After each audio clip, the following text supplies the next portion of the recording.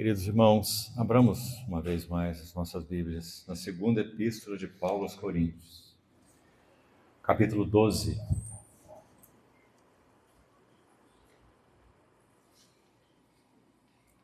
Vamos ler os versos 14 e 15. Segunda epístola de Paulo aos Coríntios, capítulo 12, verso 14. Eis que pela terceira vez estou pronto a ir ter convosco, e não vos serei pesado, pois não vou atrás dos vossos bens, mas procuro a vós outros. Não devem os filhos entesourar para os pais, mas os pais para os filhos. Eu de boa vontade me gastarei, e ainda me deixarei gastar em prol das vossas almas. Se mais vos amo, serei menos amado? Vamos ter mais uma palavra de oração. Obrigado, Senhor, por essa noite de comunhão. Obrigado porque podemos levantar nossas vozes em resposta à Tua maravilhosa luz que brilhou em nosso interior. De trevas resplandeceu luz. Suplicamos a Ti, Senhor, como Teu povo, que nesse tempo de meditação na Tua palavra, Teu Espírito Santo seja o nosso mestre. Ensina-nos, fala-nos, constrange-nos, atrai-nos. Obrigado, Senhor, pela bondade do Senhor em se inclinar para nos dar de comer. Queremos nos alimentar da Tua palavra nessa noite. Sê conosco, passeie entre nós, realiza o Teu trabalho único, singular, em nós e entre nós, para o louvor da glória da Tua graça. No nome do Senhor Jesus é que oramos. Amém. Queridos irmãos, comentávamos pela manhã que a segunda epístola de Paulo aos Coríntios é uma maravilhosa epístola autobiográfica, assim como a epístola aos Filipenses, sendo que, segundo os Coríntios, é de uma extensão bem maior e que expõe, então, o coração de Paulo de uma maneira tão profunda, tão íntima. Veja o texto que nós acabamos de ler para a nossa introdução. Ele externa o seu profundo amor, entranhável amor, para com os coríntios, nesse texto que usamos como referência no início. Na primeira carta aos coríntios, aos mesmos coríntios, na primeira epístola, Paulo diz assim: vocês poderiam ter muitos preceptores em Cristo, mas não poderiais ter muitos pais, porque eu vos gerei em Cristo Jesus.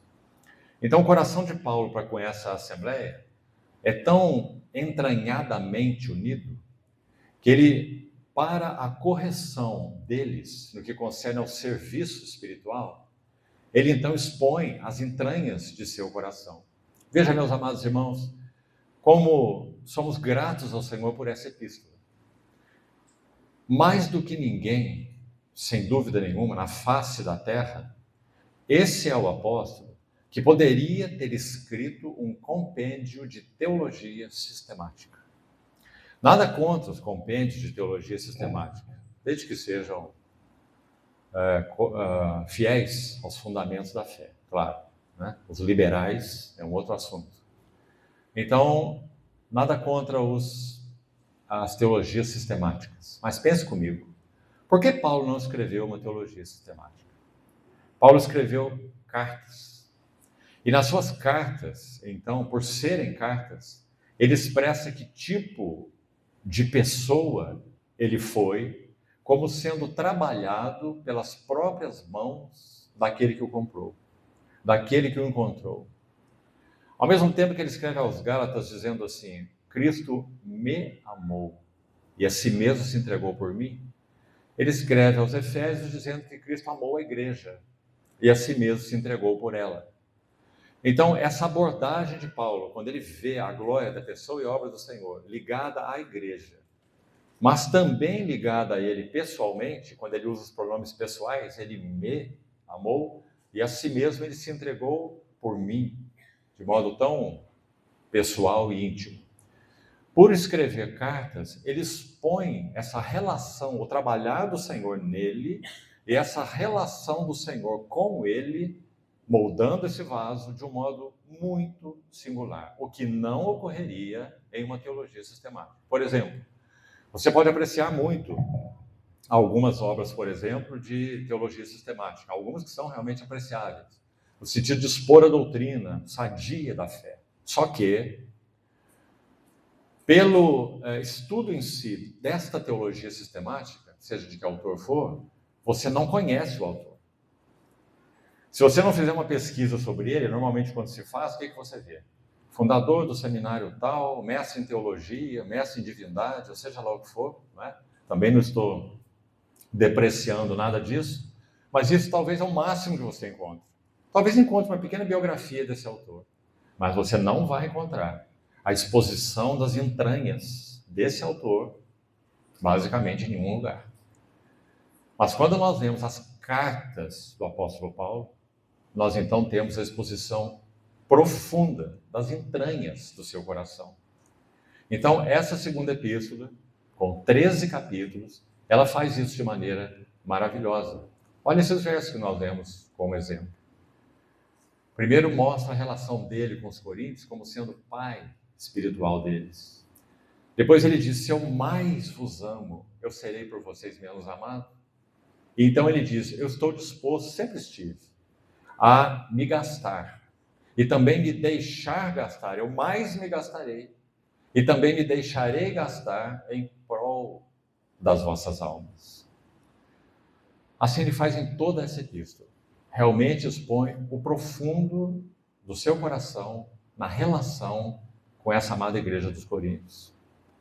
Corinto era uma cidade grega, rica, populosa e muito imoral.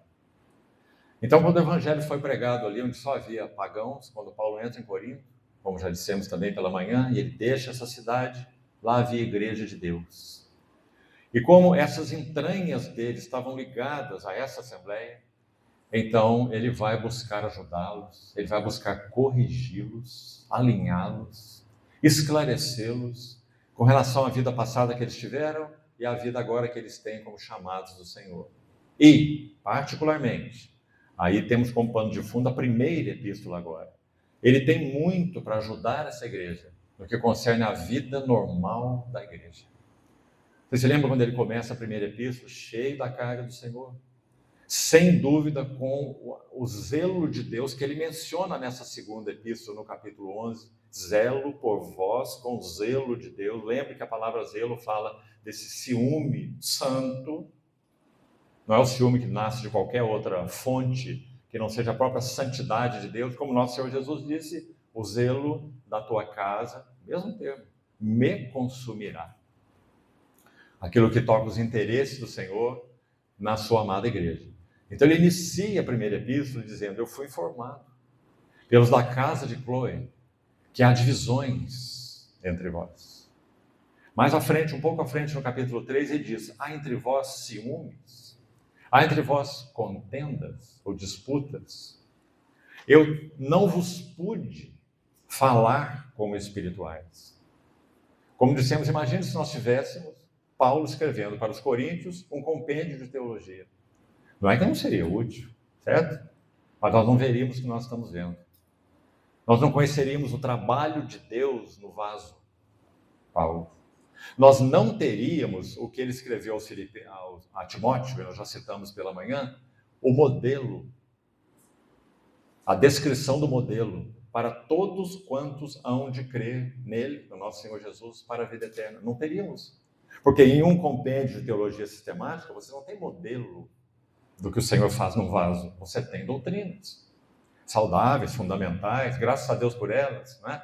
Mas uma coisa é muito distinta da outra coisa. Então nós louvamos o Senhor sim por esse, que sem dúvida podemos afirmar que dentre os homens, né, nosso Senhor Jesus está completamente excluído dessa avaliação, ele é o Deus homem, mas entre os homens, aqui está o maior teólogo que já pisou a face dessa terra, o apóstolo Paulo, o apóstolo da graça, não é? Mas graças a Deus, porque temos da boca dele, da pena dele, cartas, onde ele vai expor então o modelo do tratar de Deus para adequar vasos para o serviço. Então, se nós fôssemos dar um tema para a segunda epístola de Paulo aos Coríntios, qual seria? Talvez um tema adequado seria o caminho para o serviço espiritual. Porque ele traça esse caminho nessa epístola.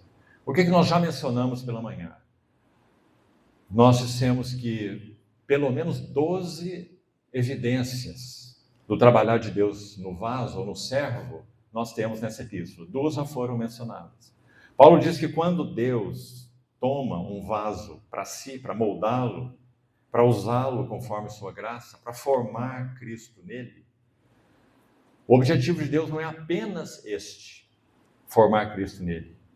O objetivo de Deus é que tudo o que for forjado nesse vaso por tribulações e por consolações redunde para o benefício de todo o corpo de Cristo.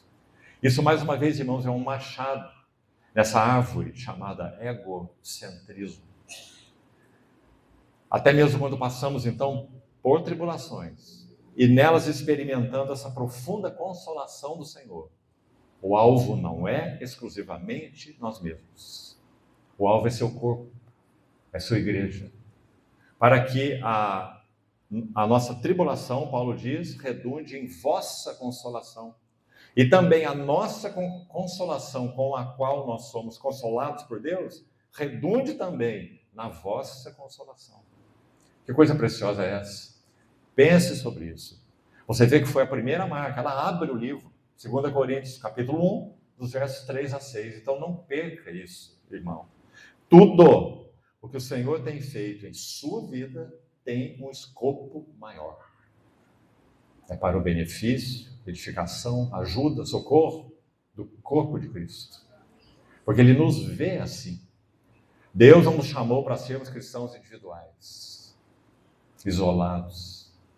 Ele nos chamou para sermos edificados como um só corpo. Então, isso nós já vimos. Qual foi a segunda marca que mencionamos? Para nos localizarmos novamente. Versos 8 e 9, não é?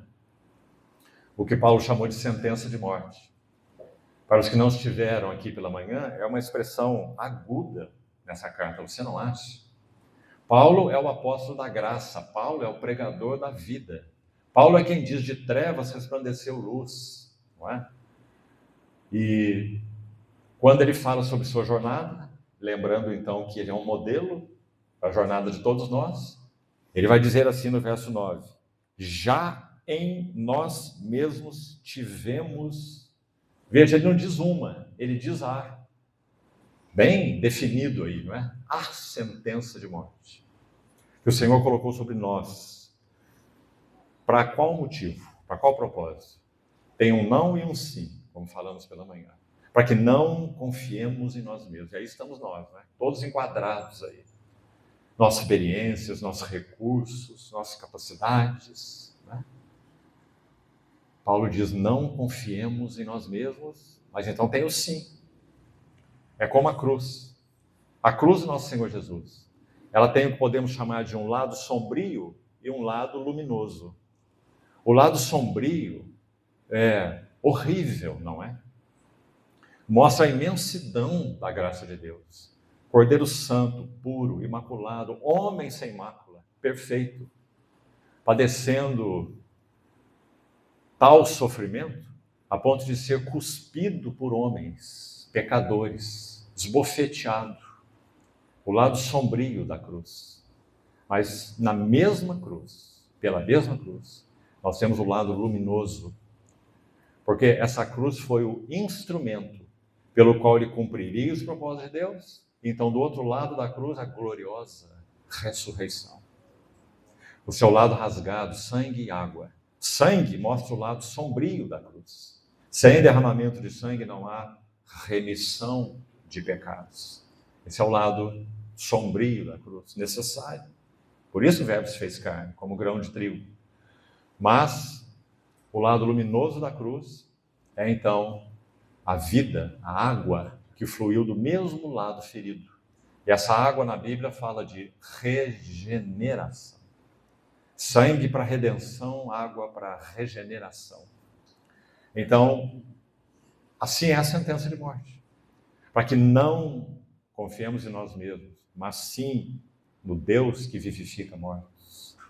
No Deus que tem a capacidade que não temos, os recursos que não temos, que é o que não somos. Isso já vimos. Terceira marca nessa epístola, para podermos avançar. Tão pequena, tão simples, mas tão necessária e tão profunda. Olha aqui mesmo nesse capítulo 2 que ele vai dizer no verso 12. Aí ela está. Porque a nossa glória é esta. Nossa glória é esta. 2 pontos. O testemunho da nossa consciência. De que? Com santidade e sinceridade, sem máscaras, de Deus, não com sabedoria humana, mas na graça divina, temos vivido no mundo, e mais especialmente para convosco. Deixe sua Bíblia, por favor, marcada aí, mas eu queria seguir alguns textos com você, que você abrisse a sua, para você conferir, por favor, esse tema que nós colocaríamos aí como a terceira evidência de um vaso forjado no caminho do serviço espiritual. Como nós dissemos, seu tema dessa epístola, o caminho do serviço espiritual. Esse ponto, meus amados irmãos, esse assunto da consciência é central. Olha o que ele diz em Romanos capítulo 9. Vamos manusear nossas Bíblias rapidamente. Romanos 9, verso 1, ele diz assim: digo a verdade em Cristo, não minto, testemunhando comigo no Espírito Santo a minha própria consciência.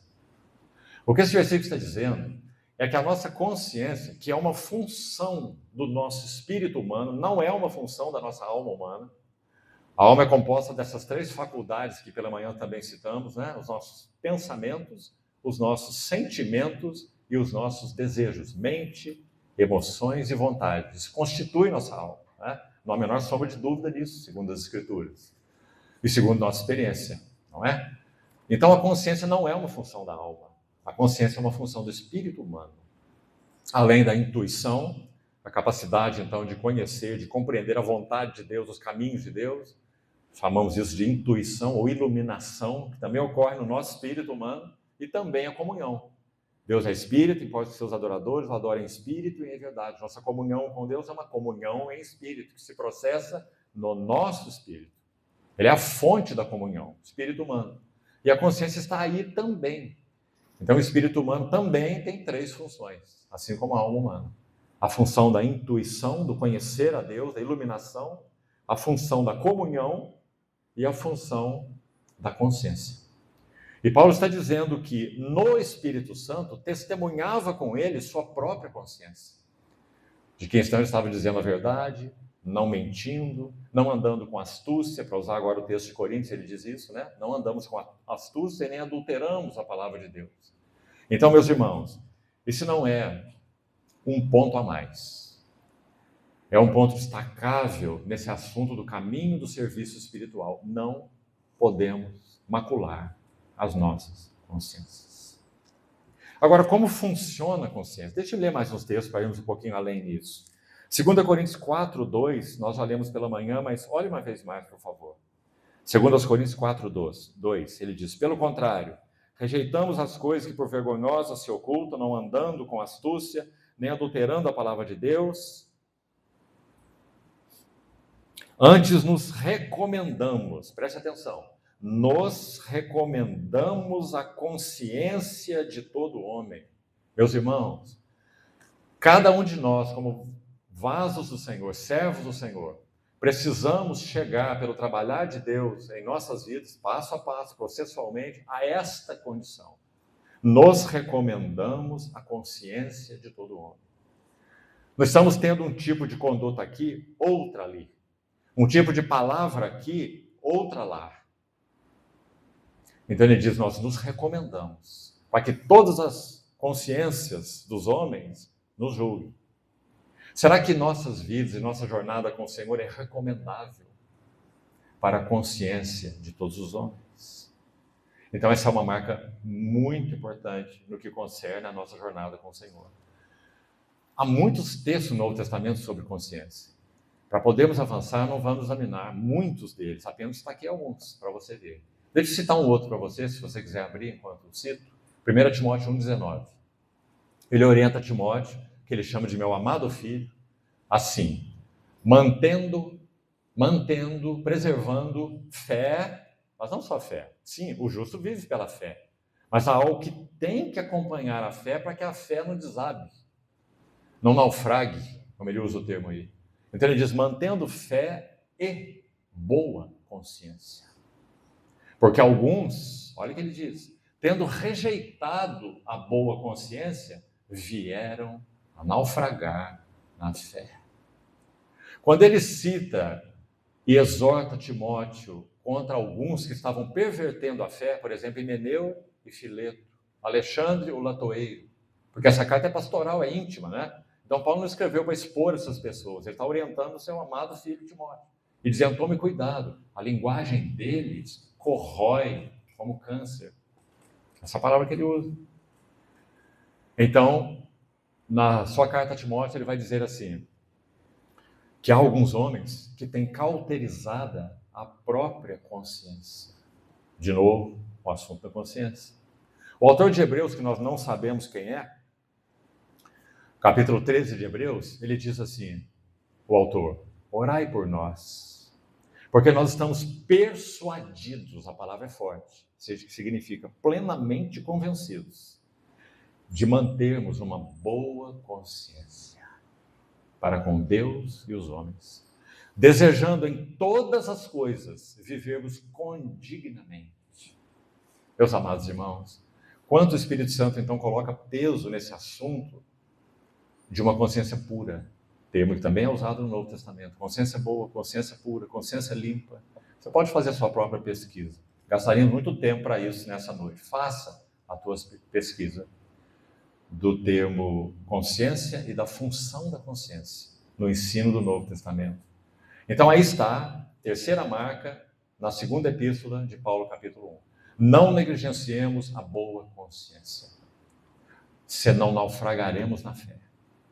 Quando nós começamos a justificar as coisas, como nós começamos a nos justificar e culpar os outros. Mas fiz assim, mas falei assim, porque afinal de contas, né? Então nós vamos maculando a nossa consciência na nossa relação com o Senhor e entramos no caminho de naufragar na fé. Cada vez ficamos mais insensíveis. Uma coisa mais sobre a consciência para podermos prosseguir, que meditando sobre isso me parece tão necessário, irmãos, que compreendamos. Então pense você sobre o que eu vou dizer aqui. Sabe o que me parece? Essa função da consciência no espírito humano, ela sofre uma ação direta do Espírito Santo. O que eu quero dizer com isso? Ele não passa, o Espírito Santo, quando vai nos convencer de algo para alcançar a nossa consciência, ele não fala primeiro a nossa mente para alcançar a nossa consciência. Entendo que não é assim. Entendo que ele fale diretamente à nossa consciência. E então, nós, de alguma maneira, e quantas vezes isso ocorre, nós procuramos driblar essa voz do Espírito Santo e arrazoar aquilo que ele está nos falando com os nossos pensamentos. Então vamos justificando, vamos tentando explicar, vamos fugindo daqui, nos esquivando dali, mas ele já falou a nossa consciência. Graças a Deus por isso, porque é uma ação direta. Espírito de Deus no espírito humano, na consciência. Então por isso Paulo diz, preservem, cuidem, para que vocês não naufraguem na fé. Naquele caso falando especialmente para Timóteo. Então está aí, mais uma marca. Quanto mais, e uma figura sobre a consciência também, talvez para nos ajudar. Eu já usei outras vezes, talvez aqui mesmo entre os irmãos.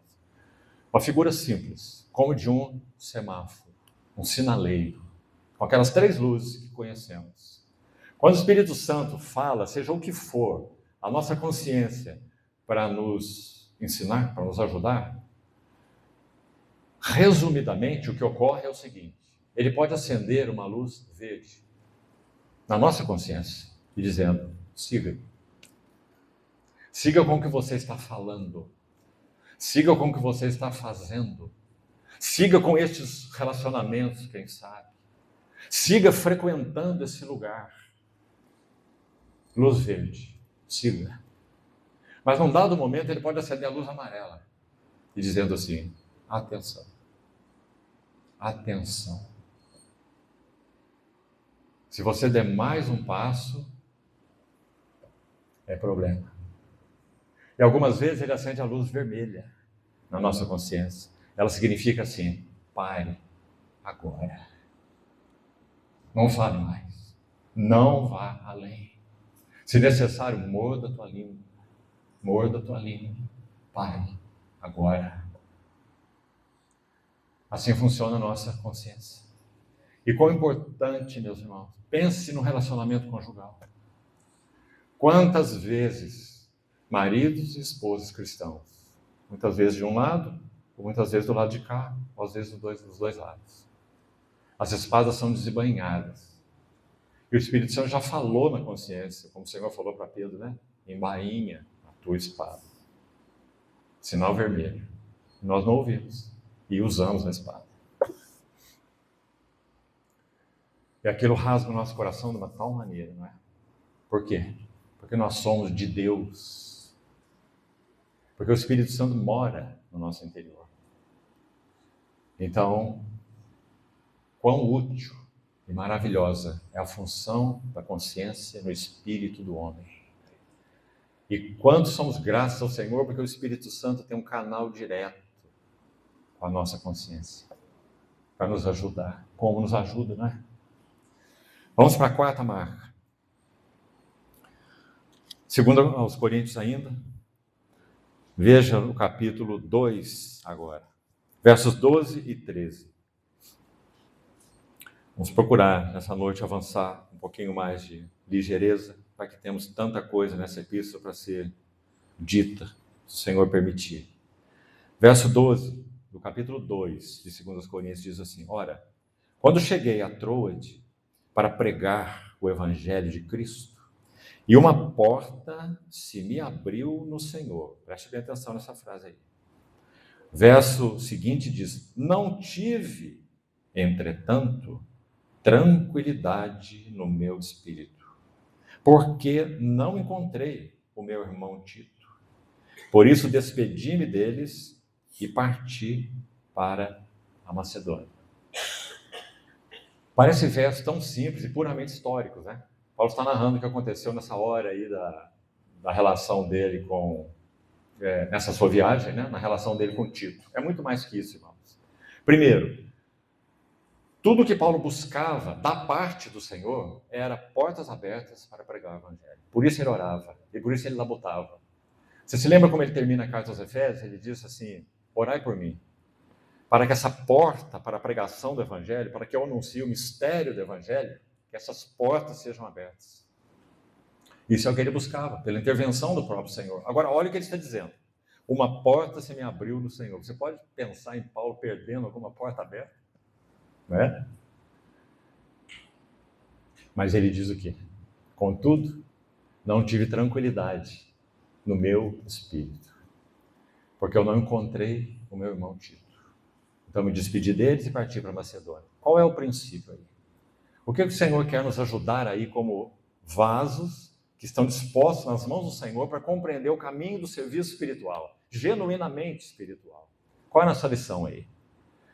Paulo tinha um espírito coordenado com outros. Meus irmãos, quanta dificuldade nós temos de coordenação.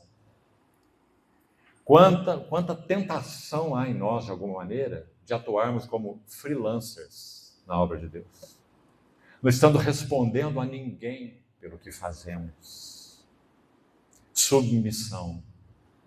Paulo tinha um espírito coordenado. Ele respondia, sim, aos seus companheiros pelo que ele fazia. Claro que, em primeiro lugar, ao Senhor. Mas ele não era alguém que poderia dizer assim: olha, quando eu olho para vocês, sabe o que eu vejo? Filhos na fé. O evangelho que vocês pregam, receberam de mim. E o que eu prego, eu recebi direto do Senhor Jesus. É isso que ele dizia? Isso é a verdade, ou não é a verdade? É a verdade. Eram os filhos espirituais dele, companheiros dele, não é? Receberam da graça de Deus dele. Mas não é isso que ele diz para eles. Pelo contrário, não é? Ele tinha um espírito coordenado. Se nós lermos para a ilustração, também não teria tempo de gastar muito com isso, mas quero tentar ajudar. 1 Coríntios 12. Ele vai expor o que significa esse espírito coordenado. Vou citar só os itens para a sua ajuda, irmão, para a sua oração, para a sua meditação. 1 Coríntios 12, abra por favor lá. Vamos passar panoramicamente por esse precioso capítulo, escrito à mesma Assembleia dos Coríntios, que nós estamos tratando na segunda carta. Na primeira carta, capítulo 12, desde o verso 12 até o verso 25, Paulo vai colocar 4 aspectos do que significa um espírito coordenado. E aqui eu gostaria que você prestasse muita atenção, recolhesse essas sementes aí para você. Versos 12 a 25 da primeira epístola, 1 Coríntios 12. Olha o que ele diz aí sobre esse espírito coordenado. Primeiro, nos versos 15 e 16, ele vai dizer assim, falando sobre o corpo de Cristo, essa coordenação nas funções no corpo de Cristo. Se disser o pé, porque eu não sou mão, não sou do corpo, nem por isso ele deixa de ser do corpo. E se o ouvido disser, porque não sou olho, não sou do corpo, nem por isso deixe de ser. O que ele está nos ensinando aqui? Que tipo de coordenação nós estamos vendo aqui? Que cada função de cada servo, de cada vaso do Senhor no corpo de Cristo, ela requer do vaso que ele assuma as suas próprias responsabilidades. Se ele é ouvido, a responsabilidade dele é ouvir, não é enxergar. Se ele é olho, a responsabilidade dele é ver, não é ouvir. Se ele é pé, a responsabilidade dele é andar, não é mão. Ele não é mão. Mas se o pé diz a mão, porque eu não sou mão, não sou do corpo, então o que ele está fazendo? Ele não está assumindo o seu próprio lugar de responsabilidade naquilo que Deus lhe designou. Ou seja, ele estaria em descoordenação. Então, essa é a primeira coisa importante de nós entendermos diante do Senhor. Qual é a função que, na medida em que a vida cresce, como falamos pela manhã, a vida do Senhor em nós cresce, o caráter de Cristo vai sendo formado em nós, qual é a função que o Senhor tem nos encaixado nesse maravilhoso corpo?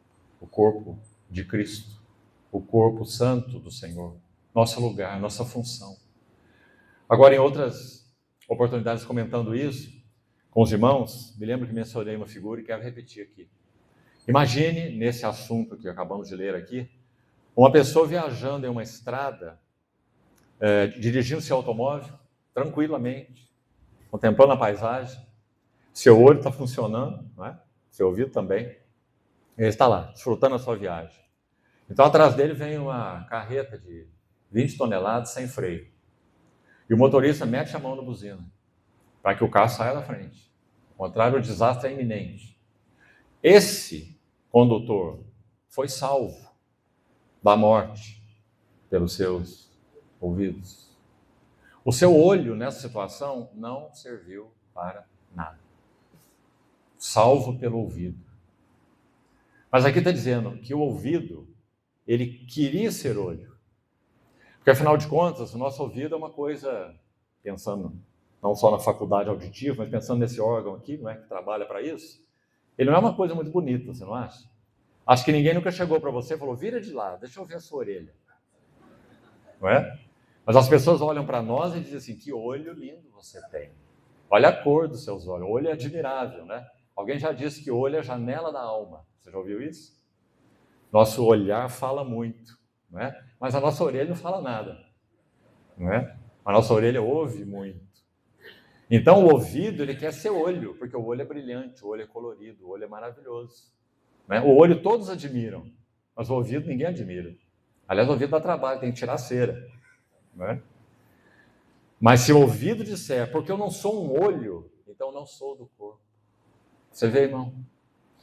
Então você vê que esse assunto de coordenação é muito lindo. O olho depende do ouvido, assim como o ouvido depende do olho. Então essa é a primeira coisa, assumir nossas responsabilidades. Nunca pense, irmão, nunca pense que o Senhor colocou membros no corpo inúteis. Membros do corpo que só são para o corpo peso. O Senhor colocou membros, cada um dos membros, está aí logo à frente do texto também, vamos chegar lá. Ele dispôs, bonita essa palavra, Deus dispôs os membros no corpo como lhe aprouve.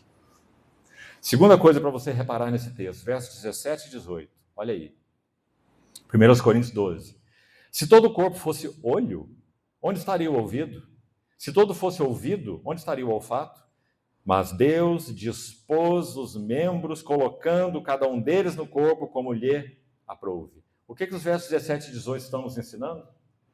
Se Deus foi quem dispôs os membros no corpo, então cada um dos membros necessita aceitar a sua própria limitação.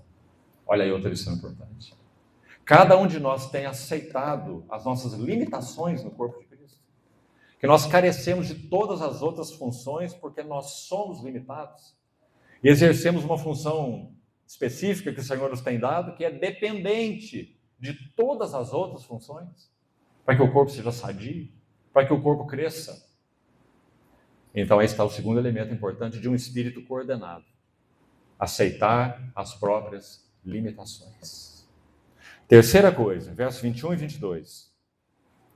Não podem os olhos, está aí o olho de novo, veja. Não podem os olhos dizer à mão, não precisamos de ti. Nem ainda a cabeça aos pés, não preciso de vós. Pelo contrário, os membros do corpo que parecem ser mais fracos são necessários. Vamos nominar isso aí assim. Para que tenhamos um espírito coordenado, precisamos aprender a apreciar a função dos outros no corpo de Cristo. Porque apreciar a nossa já é uma tendência nossa. Não é isso? E o que, na verdade, nunca devíamos fazer. Quem tem que apreciar a nossa função são os outros, e não nós mesmos, né? Então, aí está, versos 21 e 22, tão lindo. Parece tão especial que no verso 21 a cabeça seja citada. Você acha que isso aqui é aleatório? Você acha? Nós sabemos quem é a cabeça do corpo, irmão. É o nosso Senhor Jesus. E porque Ele decidiu fazer assim, digamos, se autolimitar, vamos pôr essa palavra entre aspas, então, nem Ele mesmo pode olhar para o seu corpo e dizer, estou cansado de vocês, vocês não respondem ao que eu quero, vou descartar vocês, vou fazer de outra maneira. Paulo diz, não pode a cabeça dizer para os pés, não preciso de vós. Quando Paulo menciona os pés em Romanos, é tão lindo, né? Ele diz assim, quão formosos são os pés dos que anunciam as boas novas. Nem a cabeça dirá para os pés e nem para nenhum membro do corpo, não preciso de vocês. Porque nós somos por Ele separados, por Ele santificados, por Ele revestidos com seu próprio Espírito, para que sejamos dele cooperadores. Irmãos, essa palavra, cooperadores, ela soa tão forte no coração de todos aqueles que amam o Senhor, você não acha? Sabe por que ela soa muito forte? Porque, em primeiro lugar, quem éramos nós? Para podermos cooperar nessa obra de Deus. Seja ela em que esfera for, como nós falamos, desde uma esfera lá, que ninguém vê, atrás dos bastidores, criando um filhinho, uma filhinha para Deus, amando a esposa e edificando-a para Deus, atrás dos bastidores. Ninguém está lá vendo o que você está fazendo, Ele está, e registrando nos anais celestiais, não é? Então, cooperadores. Sabe por que essa palavra, como eu disse, é tão contundente para nós, tão linda, tão impressionante? Porque ele está dizendo que esses que ele mesmo chamou, esses que ele mesmo santificou, esses que ele mesmo está trabalhando neles, para que eles possam cooperar com eles, ele ainda vai fazer mais uma coisa. Essa então parece para nós inimaginável. Ele irá nos recompensar. Você pode imaginar? Recompensar. Nós olhamos para ele e falamos: Senhor, tudo que eu tenho eu recebi. Como o Senhor pode me recompensar? Do quê? Parece, irmãos, que nós estivemos diante dele naquele dia, se formos fiéis, e ele mantém assim o nosso coração, e nós pudermos ouvir aquela voz tão preciosa: muito bem,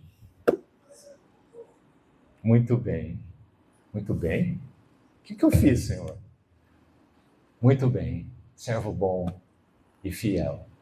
Veja, fosse fiel no pouco. Às vezes achamos que é muito, né? Nós temos tanto envolvimento aí na obra do Senhor, para lá e para cá, fazemos isso, fazemos aquilo, não paramos, não é? Pode ser assim, amém? Se é pelo Senhor, tudo certo. Mas sempre é pouco. Para todos os servos nessa parábola, ele disse a mesma coisa. Mesmo que recebeu 5 talentos, ele disse: fosse fiel no pouco. Porque os encargos de Deus, os interesses de Deus, a obra de Deus na igreja é imensa. E cada um de nós tem um pouquinho. Foste fiel no pouco, e sobre o muito eu te colocarei. Entra no gozo do teu Senhor. Se naquele dia nós pudermos ouvir essa voz, pense sobre você. Sabe o que eu acho que eu faria? Eu olhar para o lado assim, deixa eu ver com quem que ele está falando. Com quem será que ele está falando? Para poder nos recompensar por algo que é totalmente dele e que ele nos deu. A última ênfase nesse texto, que menciona coordenação de maneira tão linda, está nos versos 24 e 25, que diz assim: os nossos membros nobres não têm necessidade disso. No caso, ele está falando de ser honrado, né? Contudo, Deus, olha aqui a palavra, coordenou. Deus coordenou o corpo, concedendo muito mais honra àquilo que menos tinha, para que não haja divisão no corpo. Pelo contrário, cooperem os membros com igual cuidado em favor uns dos outros. Então, se nos versos que lemos, 21 e 22, ele fala sobre apreciarmos a função de outros, para que essa coordenação no corpo de Cristo seja real, esse é o nosso tópico aí, né? O espírito coordenado de Paulo. Aqui ele está dizendo que é por causa dessa coordenação que a unidade será preservada. É claro, imagina o olho brigando com o ouvido. Como que essa unidade poderia ser preservada? A mão brigando com o pé. Como é que essa unidade poderia ser preservada? Então, meus irmãos, qual é, segundo esse texto e segundo outros do Novo Testamento, qual é a base da unidade da igreja? A base da unidade da igreja é exatamente a comunhão do corpo de Cristo. A comunhão e coordenação entre os membros do corpo de Cristo é a base sobre a qual a igreja opera. Porque se ela não opera na base da comunhão e da coordenação, ela não opera. Ela está descoordenada, ela está confusa, ela está desajustada. Então essa é a base sobre a qual a igreja opera. Muito importante compreendermos isso. A base da igreja não é qualquer outra coisa que não seja a própria comunhão e coordenação dos membros do corpo. Porque falarmos sobre base da igreja é falarmos sobre a base sobre a qual ela opera. Pelo contrário, o que significa? É uma base teórica? A base da igreja? Ou é uma base real, uma base espiritual, uma base prática? Não é? Então, o Senhor nos ajude nisso também. Agora, vamos pensar aqui ainda um pouquinho mais sobre esse espírito coordenado. Nós lemos aqui, olha, nesse texto, o termo coordenou o corpo, e nós vimos o termo, não haja divisão no corpo. Duas coisas que talvez possam nos ajudar aqui, duas palavras para ponderarmos. Seria assunto também para desenvolvermos, se assim fosse, mas não vamos fazer. Vou lançar para você meditar. Irmão, há uma diferença importante entre comunhão e cooperação. Pense nisso. Nós somos responsabilizados pelo Senhor porque foi o Espírito Santo, o Espírito de comunhão, que batizou a igreja em um só corpo. Aliás, assim começa o texto de 1 Coríntios 12, Em um só Espírito, todos nós fomos batizados em um só corpo. Não é? Então, a nossa responsabilidade de termos comunhão uns com os outros é uma responsabilidade dada pelo Espírito Santo. Mantenhamos comunhão. Aprendamos a ter comunhão. Não sejamos estritos e estreitos na nossa comunhão. A palavra de Deus nos ensina a sermos cuidadosos na comunhão quando isso inclui heresia. Paulo vai dizer assim, olha, se alguém se coloca entre vocês trazendo uma outra doutrina, que não é essa, a sã doutrina, o bom depósito que nós temos anunciado, eu aconselho vocês, nem mesmo comam com ele. Mas por quê? Porque há uma militância em heresia. Heresia. Então os fundamentos da fé estão sendo solapados. Então ele diz, não comam com eles. Imagina alguém negando a Trindade. Imagina alguém negando a expiação pela cruz, o valor do sangue. Imagina alguém falando que o Espírito Santo não é uma pessoa, é só uma influência. Não é? E muita coisa mais. Então são fundamentos da nossa fé e da nossa pura confissão. Agora, do contrário, nós somos responsabilizados a nos acolher uns aos outros. Temos comunhão uns com os outros, servimos uns aos outros, preservarmos a unidade do Espírito no vínculo da paz. Não é? Então isso é uma coisa, comunhão. A outra coisa, cooperação. Essa aqui é mais delicada, irmãos. Porque nós não somos responsabilizados por Deus de cooperarmos com tudo que é realizado na chamada obra de Deus. Claro que nós não somos. Não é evidente? Pergunta, para ficar isso mais claro. Você teria liberdade de cooperar com algo, mesmo que se chame obra de Deus, realizado por irmãos mesmo, mas que no teu discernimento não está realmente focado e glorificando a pessoa e a obra do nosso Senhor Jesus? Você teria liberdade? Essa é a pergunta.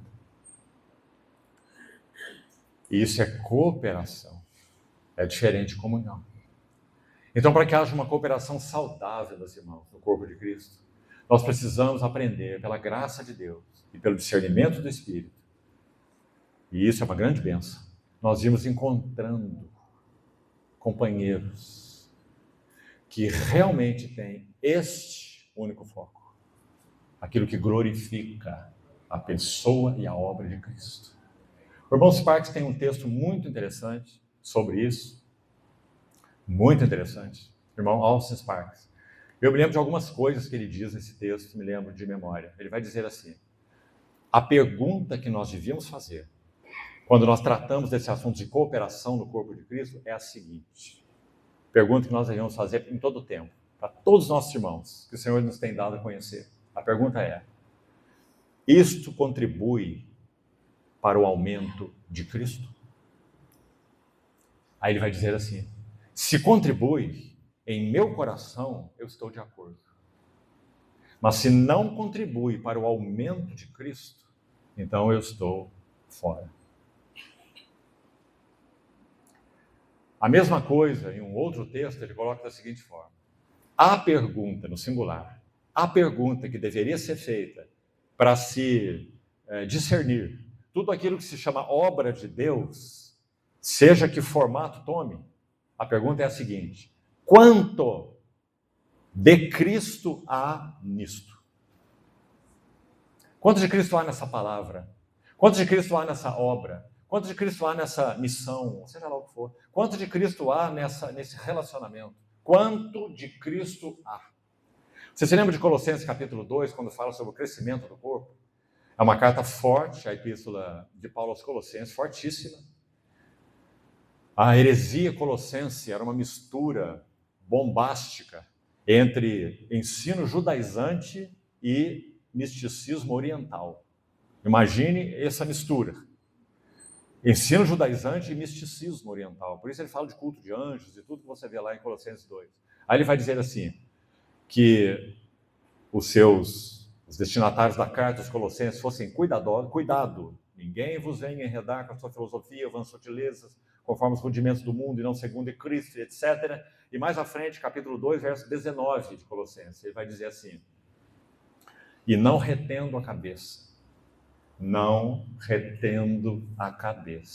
olha aí, da qual todo o corpo, suprido e bem vinculado, pelas suas juntas e ligamentos, escute a frase final, Cresce todo o corpo, suprido, bem vinculado pelas juntas e ligamentos, cresce, o texto é assim, com o aumento de Deus.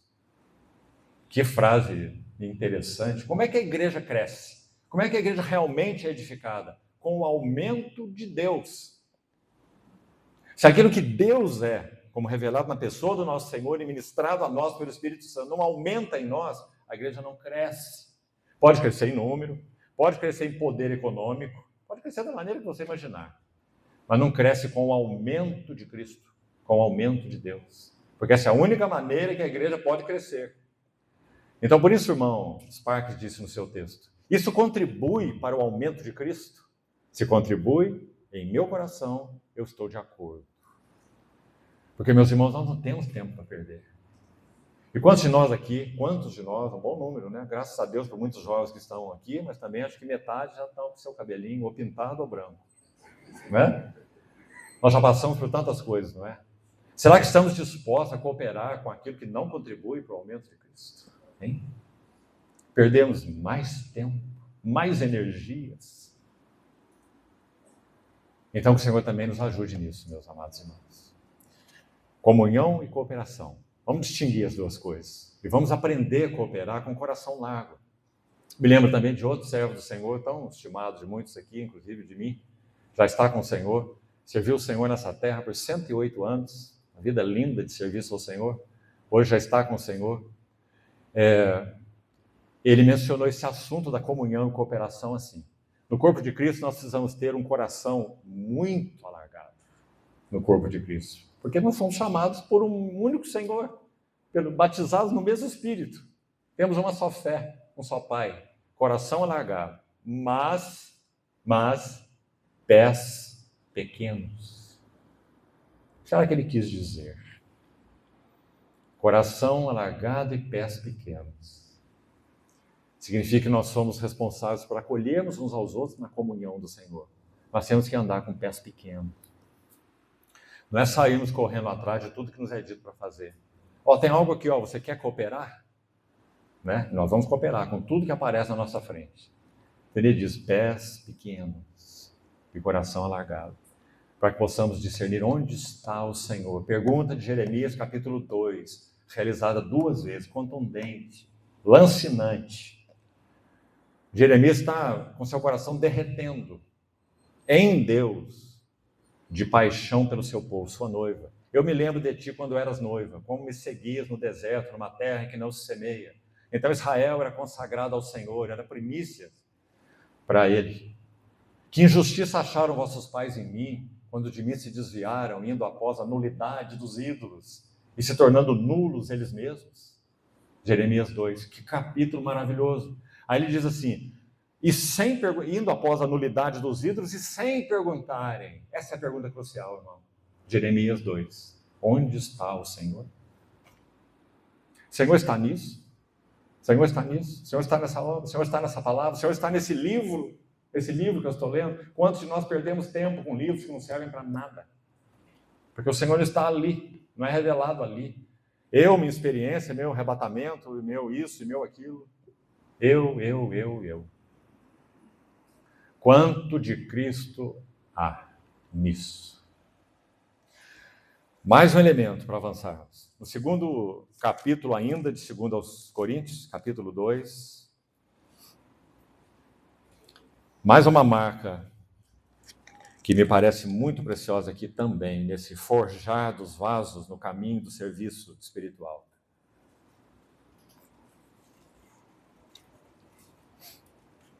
Verso 14, 2 Coríntios 2, 14.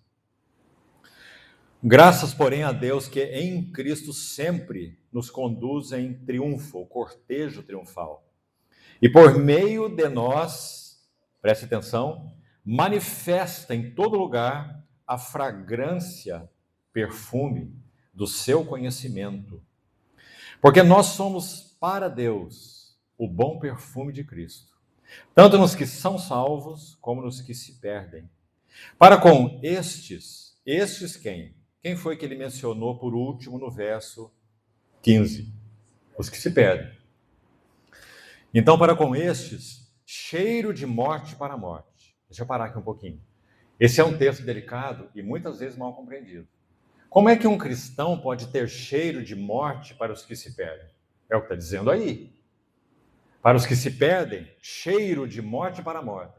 Mas para os que são salvos, ou que serão salvos, ou são salvos, aroma de vida para a vida. Ele usou duas palavras diferentes. A palavra cheiro aí, primeira que é usada, é um fedor. É um mau cheiro. A palavra para aroma é um bom cheiro, né? É um olor, ao contrário de odor, um olor. Paulo está dizendo que o testemunho cristão genuíno, o serviço de um vaso no caminho espiritual, ele terá esses dois resultados. Aí você diz, mas como? Meus amados irmãos, em todas as ocasiões em que, caminhando com o Senhor, contactando pessoas, de alguma forma essas pessoas resistem ao testemunho de Cristo, então as nossas vidas cheiram para elas cheiro de morte. Não é que nós estamos exalando morte, é que elas estão se sentindo reprovadas e condenadas. Quando Estevão pregou o evangelho em Atos 7, o que aconteceu mesmo? Primeira coisa, ele estava cheio do Espírito Santo ou não? Sim. Ele estava pregando a pura palavra de Deus ou não? Sim. E lá diz que aqueles que ouviam rilhavam os dentes contra ele e tomaram pedras para apedrejá-lo.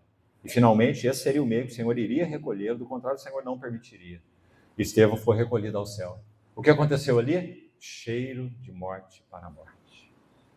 Quando Estevão mostrou o maravilhoso propósito de Deus, pela Bíblia toda, ele começa com Abraão e vai até Isaías. Uma pregação que deslumbrou o Saulo, não é? Pregou no coração do Saulo, porque o Saulo estava lá e guardou as vestes dos que apedrejaram Estevão. Ele nunca mais esqueceu nem Estevão e nem a pregação de Estevão. Ficou impregnada nele. Ele lembra disso e ele fala disso no livro de Atos. Quando Estevão, teu mártir, foi apedrejado, eu estava lá e guardei as vestes dos que o matavam. Então, por que eles fizeram isso? Porque Estevão foi para eles, sim, cheiro de morte para a morte. Estevão mostrou a luz de Deus na palavra. E eles foram julgados, expostos diante da luz de Deus, e então foram julgados por Deus ao matarem Estevão. Foram reprovados pelo Senhor ao matarem Estevão. Então, cheiro de morte para com estes, para os que se perdem. Mas que interessante que no mesmo livro, em Atos, no capítulo 3, nós temos o contrário. Nós temos o Pedro agora, diferentemente do Estevão. 2 homens de Deus, 2 homens cheios do Espírito Santo, 2 homens com a luz do Senhor, 2 homens pregando o mesmo evangelho. Pedro prega e 3.000 almas se convertem e são batizadas, não é? O que aconteceu ali? Aroma de vida para a vida nos que são salvos. Esse assunto é tão importante que olhe comigo, por favor, a pergunta de Paulo no verso 16.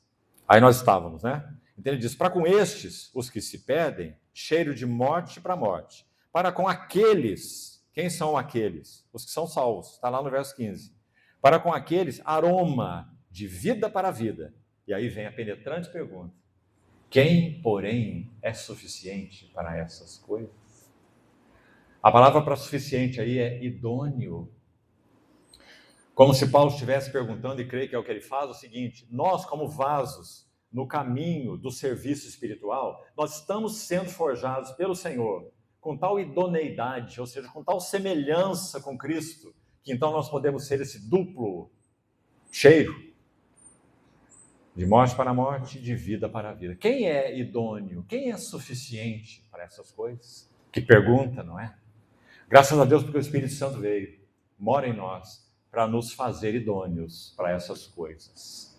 Me lembro do testemunho, se não me engano, é um evento ligado à vida de George Miller, se não me engano. Foi dito que ele entrava em uma barbearia. A barbearia naquele tempo era um centro de fofoca de homens, se reunindo para fazer barba e fazer fofoca uns dos outros. E é dito que quando George Miller ia a essa barbearia e entrava lá, podia-se ouvir uma mosca voando, sem ele dizer nada. Ele só entrou para fazer sua barba. E as pessoas estavam lá futricando, em maledicência, em fofocas, aqueles homens na barbearia. Eles se calavam. até que George Miller saía. Por quê? Por quê? Até ali, se alguns deles posteriormente foram salvos, que bênção, né? Mas até ali, o que ele foi? O que ele era para eles? Um cheiro de morte para a morte, uma reprovação. Então eles se calavam, até que eles se retirassem. Irmãos, nós pouco sabemos, é bom que poucos saibamos mesmo, que há um perfume que exala de nós, e que outros sentem, ou podem sentir, através de nós. Paulo sabia disso. Por isso o texto começa aí no verso 14, tão lindo, não é? Vamos recordar aí o verso 14? Graças a Deus, porém, que em Cristo, Ele sempre, olha sempre, nos conduz em triunfo. E manifesta, onde? Em todo lugar. Está vendo? Você não fica cheirando seu próprio perfume, né? Está dizendo que Ele manifesta em todo lugar a fragrância do seu conhecimento. Tenho certeza que, basicamente, todos nós aqui já podemos perceber essa fragrância na vida de outros, não é? Respirar esse perfume e sermos tão constrangidos, né? Tão alimentados, tão ajudados. Tem um relato na história também de uma comunhão do próprio Sparks, irmão Sparks, com outro irmão que não me lembro quem era. Sabe o que é dito pela pessoa que relatou? Que os dois marcaram um encontro. E os dois se encontraram numa sala. Os dois sentaram na sala, olhando assim um para o outro. E eles olhavam um para o outro e continuaram olhando um para o outro e faziam assim. Olhando um para o outro. E o outro também respondia assim. E ficaram ali por algum tempo. Saíram e foram embora. Sem nem uma palavra. Então a pessoa que registra isso vai dizer assim, eles se assentaram para sentir o perfume um do outro. Não carecia de palavras. O que eles iam falar? Iam pregar um para o outro?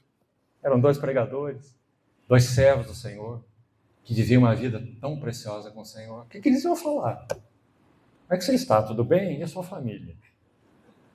Eles preferiam ficar quietos, olhando um para o outro.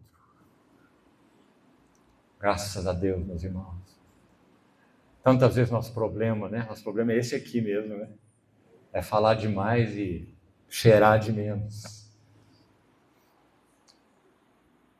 Manifesta em todo lugar a fragrância do seu conhecimento. Nós somos para Deus o bom perfume de Cristo. Que lindo, irmão. Qual era o cheiro que exalava das nossas vidas? Oh, que coisa. Cheiro de uma lata de lixo, né? Agora em Cristo, somos para Deus, o Pai, o bom perfume do seu Filho. Que bênção, meus amados irmãos. Por quê? Porque o Senhor Jesus resolveu colocar a mão num barro disforme, que éramos nós. Está forjando vasos, né?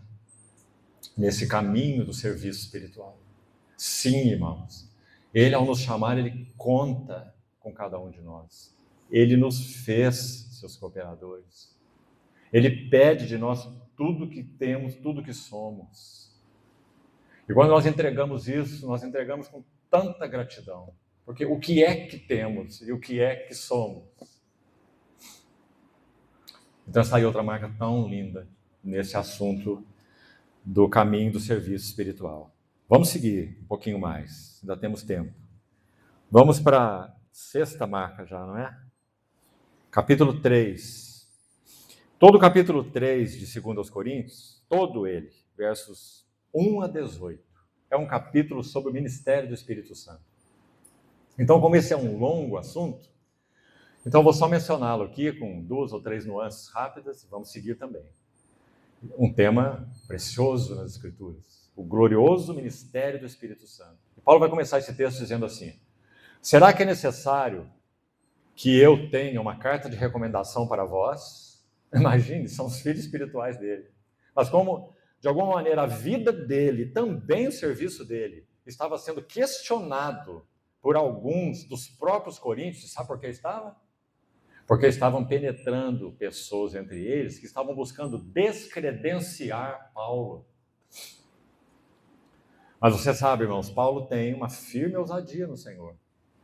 Além de ser esse homem que ele era, humilde, manso, que sofreu tudo por amor a Cristo. Mas ele também é um homem ousado, firme, pela verdade do Evangelho, pela visão espiritual que o governava. Ele não negociava a visão, não é? Ele era governado por ela. Então ele vai escrever assim para os Coríntios, mais tarde: quando eu for ter convosco pela terceira vez, eu não vos pouparei. Um pai cuidando dos seus filhinhos, precisa discipliná-los. E sabe o que mais ele diz aí mesmo nesse texto? Olha isso.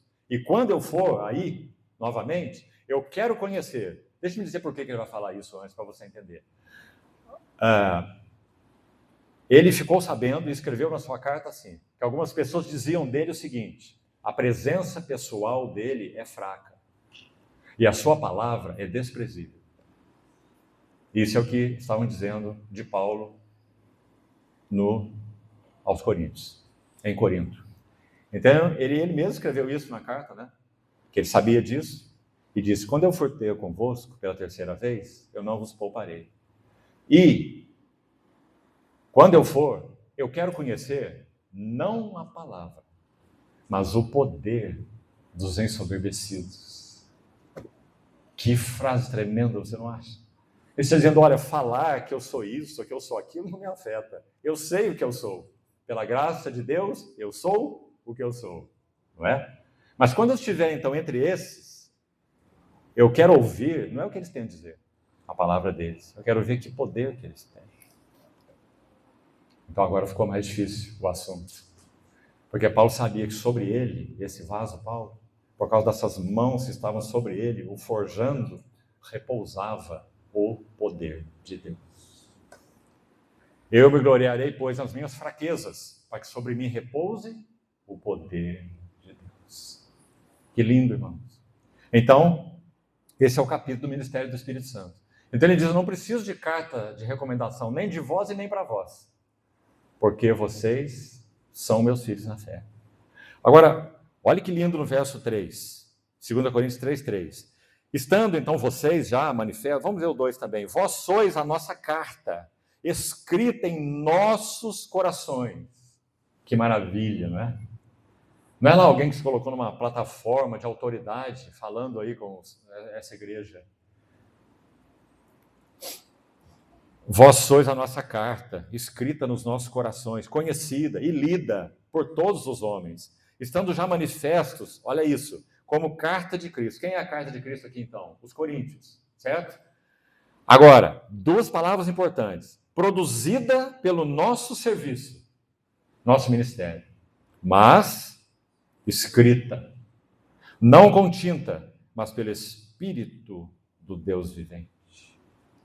Você vê como ele coloca a questão de cooperação aqui de uma maneira tão bonita, né? Ele está dizendo: sim, eu sei que o Senhor Jesus me usou como um vaso para que vocês fossem produzidos como carta de Cristo. Mas eu também sei que quem escreveu essa carta não fui eu. Eu sei que essa carta foi escrita pelo Espírito do Deus vivente, embora produzida pelo nosso ministério. Viu que duas palavras importantes? Coloca Deus e o homem nos seus devidos lugares. O Espírito Santo é o único que pode escrever carta de Cristo na igreja. Ele está escrevendo isso em nós. Ele é o único. Mas ele faz isso como? Através dos seus vasos. Isso nos coloca, então, numa posição tão linda, tão privilegiada, tão única, de podermos ser dele cooperadores. Não é? Agora, o que seria a carta de Cristo? Um detalhe a mais aí, também, que me parece muito lindo. Vou buscar parafrasear Paulo, com toda a reverência. Ele está dizendo assim: o Espírito Santo foi derramado no céu e tem usado seus instrumentos, Paulo, Apolo, Cefas, lembra que ele cita eles aí, né? Inclusive, na carta aos Coríntios. Ele tem usado seus instrumentos para produzir cartas de Cristo, que são vocês, as igrejas. E o que isso significa? Significa que o Espírito Santo desceu do céu para reproduzir a biografia de Cristo nos santos. Isso é a carta de Cristo. Vou repetir isso, irmão. O Espírito do Deus vivente, que é o termo que ele usa aqui no verso 3. Espírito do Deus vivente. Ele veio morar na igreja com uma finalidade só. Ele quer reproduzir na igreja essa biografia que ele ama. E o Espírito Santo só ama uma biografia, sobretudo, né? Por excelência. Ele ama a biografia de Cristo. Quando Cristo entrou no Jordão, foi ele que desceu, como a pomba sobre o cordeiro. Não é? Tudo que ele quer fazer na igreja é reproduzir em mim e em você. E particularmente, e corporativamente falando, em nós. Esse é o seu objetivo. Reproduzir essa biografia santa do nosso Senhor Jesus. Por isso, os primeiros irmãos foram chamados de cristãos. Um termo que foi aplicado a eles de maneira pejorativa, e não de maneira louvável. Eles são seguidores daquele homem que dizia que era Cristo, aquele que foi pendurado na cruz, o Cristo. E eles são os cristãos, porque eles se parecem com ele, usando esse termo de maneira pejorativa, expressando uma gloriosa realidade, realmente, não é? Porque o Espírito Santo veio para isso mesmo, para moldar nosso caráter, para parecer com o dele, para moldar nossas almas para ser como a dele, para trabalhar nossos pensamentos para ser como os dele. Haja em vós a mesma mente que houve também em Cristo Jesus. Para moldar nossa vontade para ser como a dele, nossos sentimentos para ser como ele. Irmão, estudando o Evangelho de Marcos com mais detalhe, alguns anos atrás, fiquei muito impressionado com o seguinte: como que o nosso Senhor Jesus poderia ter sentimentos que para nós são muito discordantes? Ele poderia ter esses sentimentos ao mesmo tempo e santos, porque ele é santo. Exemplo, Marcos 6, Marcos 4. Ele entra numa sinagoga para pregar e ele vê a dureza do coração deles. Então Marcos registra assim: e ele, Senhor Jesus, indignado e condoído pela dureza dos seus corações. Parece que nós não conseguimos as duas coisas ao mesmo tempo. Ou nós estamos indignados com uma situação ou até uma pessoa, ou nós estamos condoídos para com ela. Senhor Jesus podia, ao mesmo tempo, se indignar e se condoer, ao mesmo tempo. A mesma personalidade, a mesma pessoa, santa.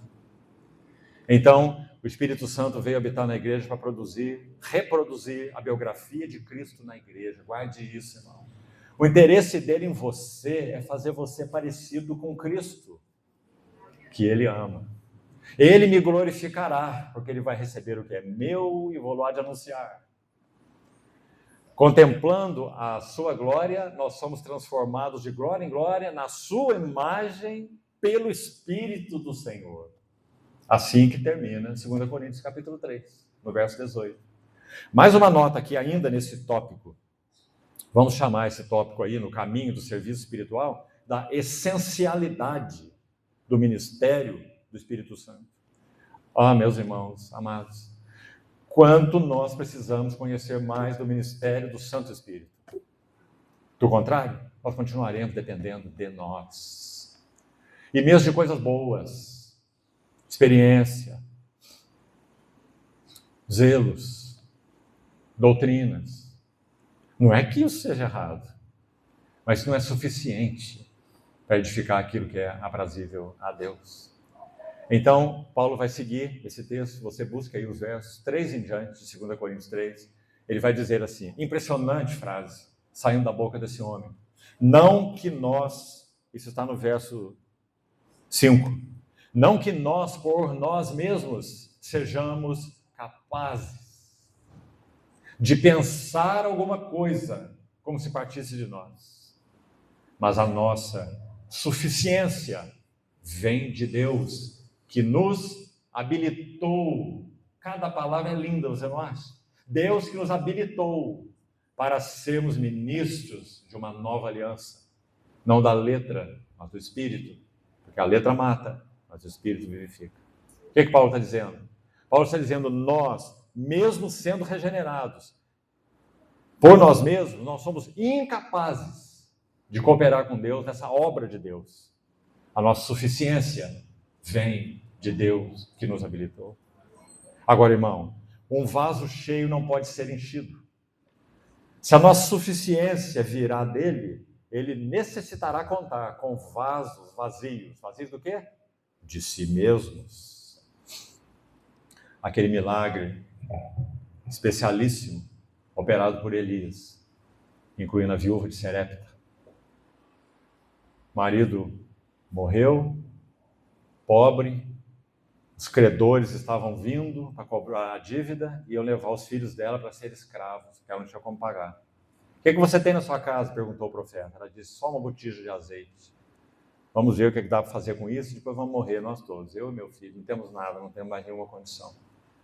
E Elias disse assim, vá até os vizinhos e recolha o máximo de vasilhas que você puder. Só que tem um detalhe, veja, vasilhas vazias, não poucas. Então acho que ela recolheu o máximo que ela pôde, né, de vasilhas, e colocou as vasilhas lá. E então o azeite começou a ser derramado, da única botija que ela tinha. E o azeite foi sendo derramado. E os meninos ajudando. Imagina as crianças ali, né?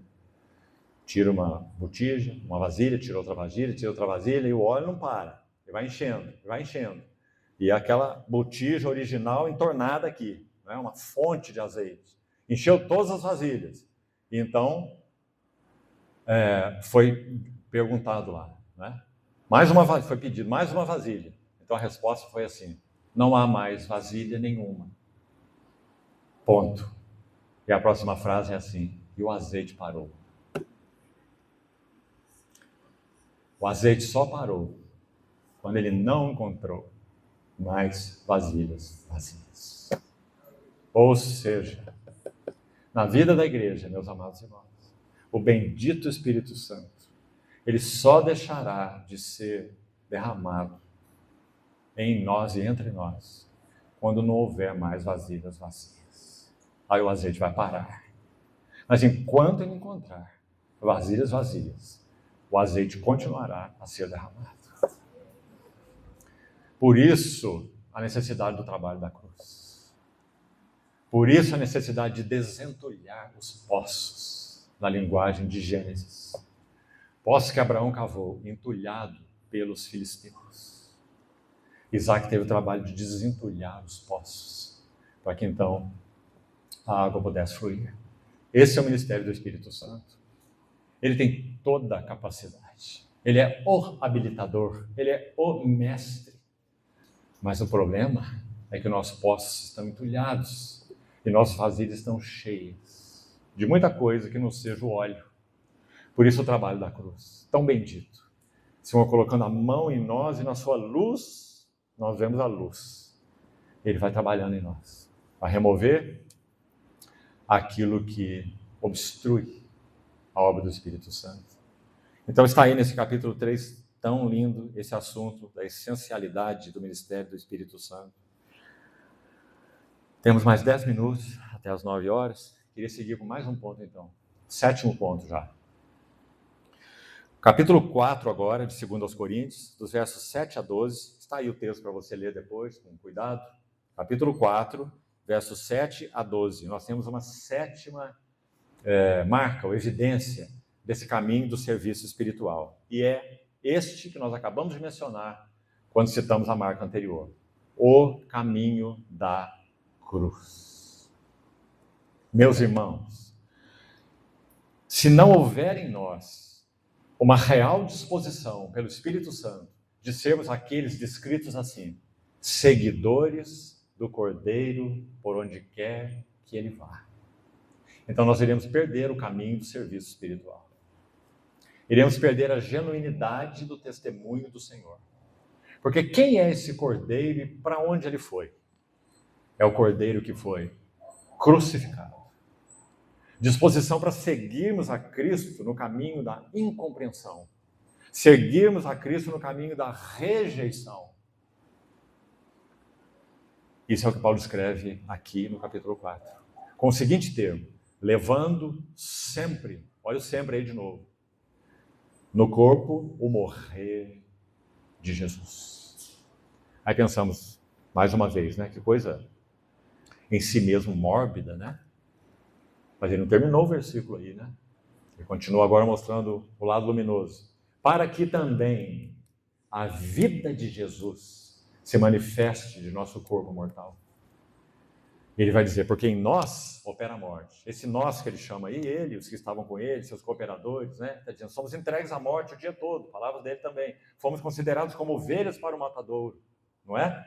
Mas em tudo isso somos mais que vencedores por meio daquele que nos amou. Então ele vai dizer, em nós opera a morte, mas em vós a vida. Por isso, levando sempre no corpo o morrer de Jesus. Agora, olha o que ele descreve como sendo esse caminho da cruz, esse morrer de Jesus. Rapidamente, olhe para a sua Bíblia, por favor. Verso 8. Em tudo. Irmãos, realmente conosco não é assim. Nós não podemos usar essa palavra para nós. Estaríamos falando mentira. Em tudo somos atribulados. Não, conosco não. Realmente não é assim. O Senhor de tantas formas tem nos livrado aqui ou ali, de uma forma ou de outra, de até entrar num determinados tipos de tribulação. Com Paulo não era assim, não. Ele diz assim, eu sei, Atos 20, eu sei que de cidade em cidade, o que me espera são cadeias e tribulações. Conosco não é assim. Quando nós viemos para cá, para Fortaleza, o que nos esperou não foi nem cadeia nem tribulação. Foi um lugar tranquilo para a gente poder dormir, passar bem a noite e vir para a reunião. Com Paulo não era assim. Não é? Então ele vai dizer assim, em tudo somos atribulados, porém não desanimados. Que lindo, ele está fazendo de novo isso. O lado sombrio da cruz, o lado luminoso da cruz. Sempre. Então em tudo somos atribulados, certo? Vamos nos deter nos não aqui, para vermos como é precioso. Como é que ele experimentava esse paradoxo da vida da fé. Então ele vai dizer, não angustiados. Localizou aí a palavra no verso 8? O termo original aí é ser posto em um lugar estreito, apertado. Então ele diz, nós somos atribulados em tudo, mas não somos postos em um lugar apertado. Sabe por quê? Nós citamos de manhã o Salmo 66. Passamos pelo fogo e pela água, os homens cavalgaram sobre as nossas cabeças, araram sobre as nossas costas, né? Mas afinal nos trouxestes para um lugar espaçoso. Lembra o Salmo 66, 12? Um lugar riquíssimo. É o que ele está dizendo aí. Em tudo atribulados, mas não colocados em um lugar estreito. Pelo contrário, em um lugar espaçoso, mesmo atribulados. Sabemos que o lugar espaçoso era esse, né? Era essa relação indissolúvel que ele tinha com o Senhor. A ponto de estar rasgado no seu lombo e acorrentado no tronco, na cadeia de Filipos, à meia-noite, adorando o Senhor. Qualquer outro ali estaria olhando para os seus feridos e dizendo, me ajuda aí, Lucas, eu estou aqui arrebentado, né? Você também, vamos cuidar um do outro aqui. Em tudo atribulados, mas não angustiados. A próxima frase, do verso 8. Perplexos. Sabe por que essas palavras são muito importantes? Porque se concebemos na nossa mente uma ideia da vida cristã em termos de um triunfalismo religioso, essas palavras não se aplicam. Não é? Não se aplicam. Não se aplica para a teologia da prosperidade, nem para o triunfalismo religioso. Porque Paulo está dizendo em tudo atribulados, mas não angustiados. Em tudo perplexo. O cristão fica perplexo? Ah, fica, irmão. Muito. Por muitas coisas, por muitos motivos. Perplexos, mas não, o quê? Desanimados. O termo aí significa o seguinte, não totalmente sem recursos. Então, se sentindo tão fracos, tão pequenos, aplastados, né? Mas não totalmente sem recursos. Olha a próxima, verso 9. Perseguidos, porém, não desamparados. Sabe que palavra é essa aqui? No termo, na língua original? A mesma usada pelo nosso Senhor Jesus na cruz. Deus meu, por que me desamparaste? Ou me abandonaste? Irmãos, ele foi realmente abandonado por Deus. A tal ponto que houve trevas sobre a face da terra. A tal ponto de esse homem tão enfraquecido, surrado, desidratado na cruz do Calvário. Quando é dito que ele deu esse brado, ele o deu em alta voz. Ele clamou em alta voz, com o resto das suas forças. e dizendo: meu Deus, por que me abandonaste?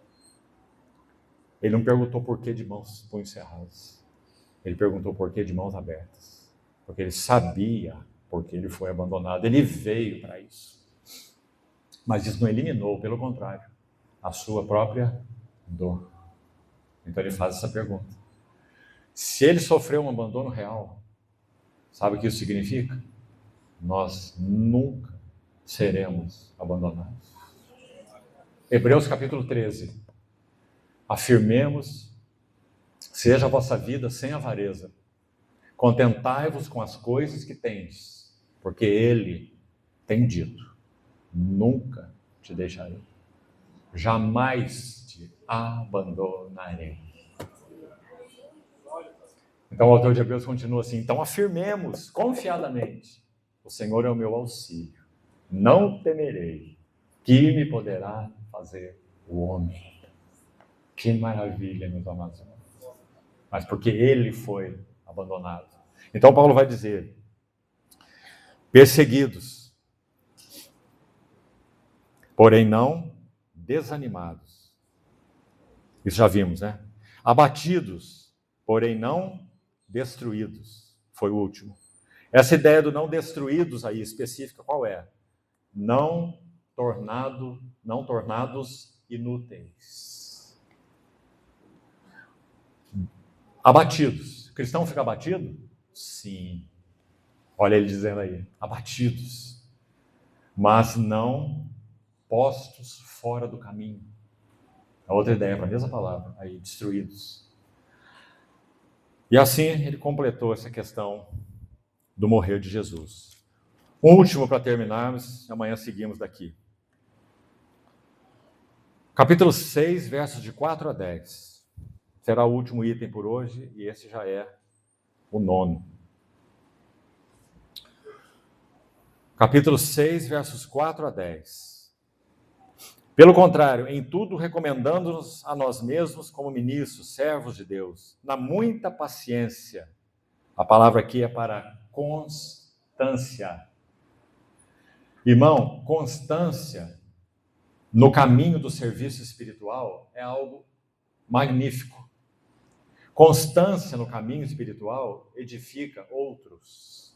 Constância no caminho do serviço espiritual avaliza caráter. Quando nós somos inconstantes, somos aqueles que têm ideia para tudo e começam tudo, mas não terminam nada. Inconstância, descompromisso.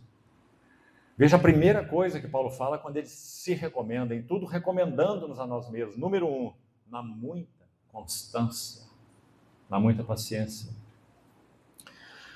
Seguindo, nas aflições, nas privações. Por que é importante ler isso?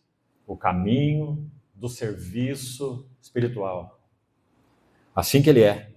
Nas angústias, nos açoites, nas prisões, nos tumultos, nos trabalhos, nas vigílias, nos jejuns, na pureza, no saber, na longanimidade, na bondade, no Espírito Santo. E a ideia aqui, é claro, é no poder do Espírito Santo. No amor não fingido, na palavra da verdade, no poder de Deus, pelas armas da justiça, quer ofensivas, quer defensivas. Olhe isso, por honra e por desonra, ou sendo desonrados. Por infâmia, como ele foi infamado, não é? Esse Paulo. Mas também por boa fama. Como enganadores. Isso também foi creditado a ele, ser um enganador. Mas sendo verdadeiros. Como desconhecidos. E, entretanto, bem conhecidos. Aqui nos versos 9 e 10, ele terminando essa lista, ele fala sobre a vida paradoxal da fé. Olha que precioso, irmão. Se aplica a todos nós. Como desconhecidos, entretanto bem conhecidos. Como se estivéssemos morrendo. E, contudo, eis que vivemos. Como castigados, porém não mortos. Olha o paradoxo, ainda mais evidente. Entristecidos, mas sempre alegres. pobres, mas enriquecendo a muitos. E finalmente, nada tendo, mas possuindo tudo. Então, o caminho do serviço espiritual genuíno é um caminho paradoxal. E quanto mais o Espírito Santo operar em nossas vidas, mais esse paradoxo será evidente em nossas vidas. O que lemos aí. Por último, para concluir por hoje então. Quando lemos essa lista tão tremenda dos versos 4 a 10, que acabamos de ver aí, sabe o que isso nos faz lembrar? Volte para a primeira epístola, então, capítulo 4, por favor. E vamos encerrar por aqui, por hoje. Olha como Paulo menciona a mesma ideia que lemos lá no capítulo 4 da segunda epístola, ele menciona aqui de outra maneira, mas a mesma ideia. Penso eu com uma palavra-chave que vai dominar tudo, que seria renúncia. Por isso a vida paradoxal. Agora, o que é que ele menciona nesse texto? Vamos lá, 1 Coríntios 4:9, olha isso. Porque a mim me parece que Deus nos pôs, a nós, os apóstolos, em último lugar, como se fôssemos condenados à morte. Nosso texto lá, não é? Levando sempre no corpo, morrer de Jesus. Porque nos tornamos espetáculo ao mundo, tanto a anjos como a homens. Nós somos loucos, considerados loucos, por causa de Cristo, e vós, sábios em Cristo. Nós, fracos, e vós, fortes. Vós, nobres, mas nós, desprezíveis. Até a presente hora sofremos fome e sede e nudez, e somos esbofeteados e não temos morada certa. E nos afadigamos trabalhando com as nossas próprias mãos. Deixem parar aqui um pouquinho, antes de concluir o texto. As próximas descrições que Paulo vai fazer aí, elas se baseiam nessa palavra renúncia. Mas antes de lê-las e aplicá-las com relação a esse assunto do caminho da cruz, do morrer de Jesus, item que destacamos lá de 2 Coríntios 4, vamos pensar um pouco sobre renúncia. Também gostaria que você levasse isso com você para orar e meditar diante do Senhor. O nosso progresso espiritual, o quanto estamos realmente avançando espiritualmente, não é medido pelo quanto estamos recebendo do Senhor. Nosso progresso espiritual é medido pelo quanto renunciamos. Vamos tentar explicar isso assim. Talvez nenhum de nós poderia se levantar nessa noite aqui e dizer assim: eu não tenho recebido nada do Senhor. O Senhor não tem falado nada comigo. As Escrituras estão seladas para mim, eu não entendo nada. O Espírito Santo não me tem ensinado nada, não me tem convencido de nada. Quem será que poderia dizer isso aqui nessa noite? Né? Ou seja, nós estamos recebendo dele. E olha, meus irmãos, acho que a maioria de nós tem que dizer que ele nos tem falado muito. Ele nos tem falado abundantemente. Sabe por quê? Porque o dia se aproxima. Porque vai alta a noite. Porque o noivo está aguardando sua noiva há quase 2000 anos. É por isso. Então temos recebido muito. Agora, se o que nós temos recebido não implica em renúncia, então não tem significado real em nossas vidas. Não tem. Porque toda recepção real daquilo que pertence ao Senhor irá requerer renúncia. Renúncia, quem sabe, do tempo excessivo dedicado a outras coisas, a lazer, quem sabe, a viagens, quem sabe. Quem sabe a dormir muito, quem sabe a comer muito. Por exemplo, renúncia. Se o que temos recebido, reforçando isso, não tem redundado em renúncia, então, realmente, não tem valor prático para nós. O Senhor vai precisar falar de novo de muitas maneiras para nós sobre o mesmo assunto, até que haja renúncia. Aquele que não renuncia a tudo quanto tem, não pode ser meu discípulo. Ô, meus irmãos, que bom que foi ele que falou isso, né? Porque se não fosse na boca dele, sabe o que nós diríamos? Se fosse uma outra pessoa, mesmo um servo do Senhor, nós iríamos dizer: isso é fanatismo. Ele está exagerando. Mas como saiu dos lábios do nosso mestre, então nós não podemos dizer isso. Aquele que não renuncia tudo quanto tem, não pode ser meu discípulo. Se alguém quer vir após mim, assim Deus se negue. Tome sua cruz e siga-me. Aquele que quiser preservar, cuidar, acalentar, afofar sua vida, vai perdê-la. Mas aquele que a perder por minha causa, vai achá-la. São palavras do nosso amado Senhor Jesus. Então vamos lá. Olha o que Paulo está dizendo nesse pequeno texto. Vou terminar aqui. Renúncia de 3 coisas, irmãos, que são fundamentais na nossa jornada no serviço espiritual. Número 1. Quando somos injuriados, bendizemos. Injúria sendo respondida com bênção. Quando somos injuriados, nós não revidamos, nós abençoamos, é o que ele está dizendo. Que tipo de renúncia está envolvida aí? Renúncia da própria dignidade. Irmãos, e a essa aí nós somos muito apegados. Olha o que esse mundo humanista está dizendo aí em qualquer outdoor e qualquer propaganda que você escuta. Né? A dignidade daquilo que o homem é. Não é que o homem seja indigno em si mesmo, não. Ele foi criado à imagem e semelhança de Deus. Essa é a sua dignidade, não é? Mas, irmão, o pecado entrou.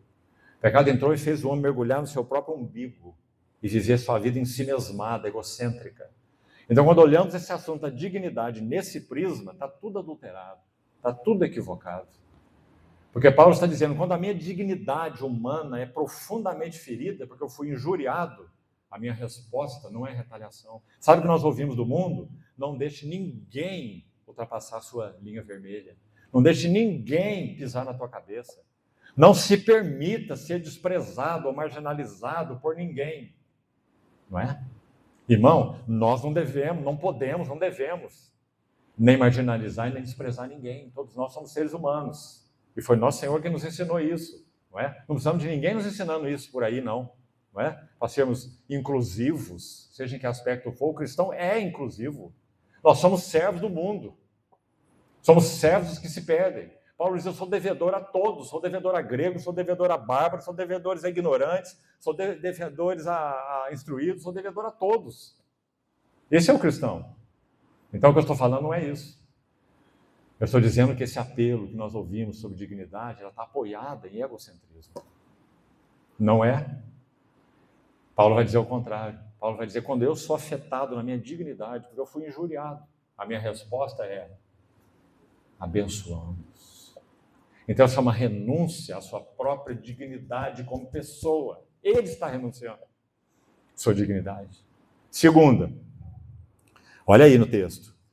Quando perseguidos, suportamos. A perseguição envolve renúncia? Claro. Renúncia do quê? De direitos. Direitos. Me lembro na história que o imperador romano chamado Juliano, ele escreveu uma carta, a história consta aí como sendo sua 43ª carta do imperador Juliano, que perseguiu os cristãos, certo? Olha o que ele escreveu para justificar a sua perseguição. Olha o sarcasmo dele. Ele escreveu assim na sua carta. Primeiro ele determinou a perseguição dos cristãos, né? Estavam sendo massacrados durante seu império também. E ele escreveu assim na sua carta. Vamos deixar para eles o céu, como eles dizem, porque é lá o lugar deles. Então vamos matá-los. Então Paulo está dizendo, quando perseguidos, suportamos. Isso é a renúncia a direitos.